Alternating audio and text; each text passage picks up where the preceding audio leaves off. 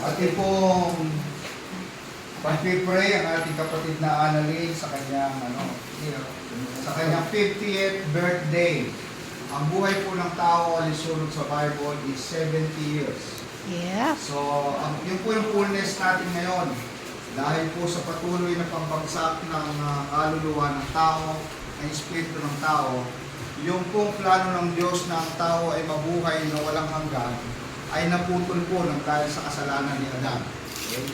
So, nung magkasala si Adan, may namatay po sa kanya, bahagi ng kanyang espiritu.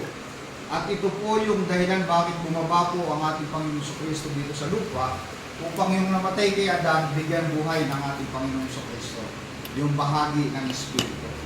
Para po maging masarap sa ating pagkaunawa, ang kamatayan sa espiritu ng ating ninunong Adan ay dahil sa hindi niya pinahalagahan ang salita ng Diyos na may lalang sa kanya. Mas pinahalagahan niya ang salita ng nilalang.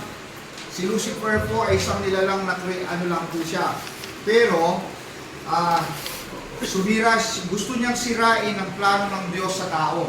Kasi ang tao lang po ang pinakamahalagang nilalang ng Diyos na inilagay niya sa kanyang plano na maging tagapagdala ng kanyang image and likeness. Yes. Ang itsura ng Diyos po ay nasa sa atin.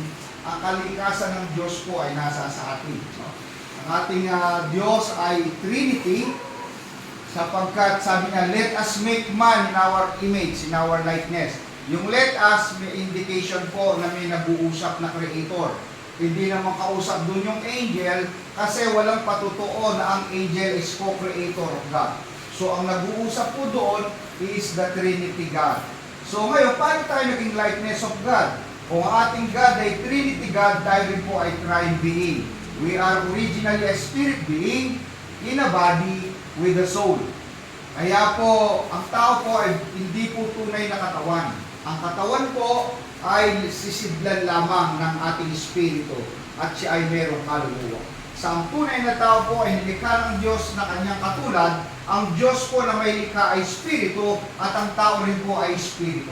Amen. Sa lahat ng espiritong ginawa ng Diyos, ang tao lang ang may laman. Ang mga angels, ang mga demon, walang laman. Kaya't ang mga demonyo gustong sumanib sa mga laman ng tao. Sa lahat naman ng may nilalang na laman, katulad ng mga hayop na may dugo at may isip at may emosyon, may pagpapasya rin sila, pero wala silang espiritu. Kaya very unique po ang tao. Ang mga animals, they are a dual being. Bakit? Buo po sila ng body and soul.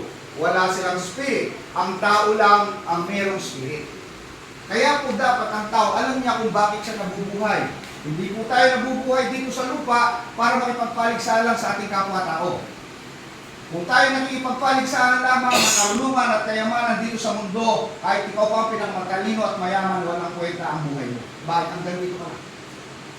Pagandaan po natin ang eternal life sapagkat tayo po ay nilikha ng Diyos para eternal life. Dito sa lupa, 50 years, 70 years, wala, bihira na po nakakarating ng 100 years na yun.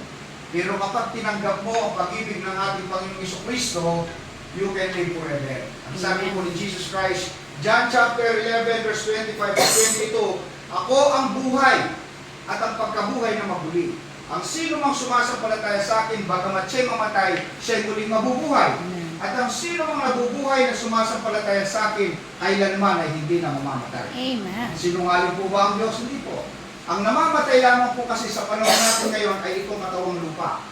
Pero ang tunay na espiritu na nakipag-isa sa Panginoon, kailanman ay hindi na mamamatay. Kaya habang tayo ay nabubuhay, si Isan ay meron siyang 50 years now, marami pa. Yung 20 years, mahaba yun.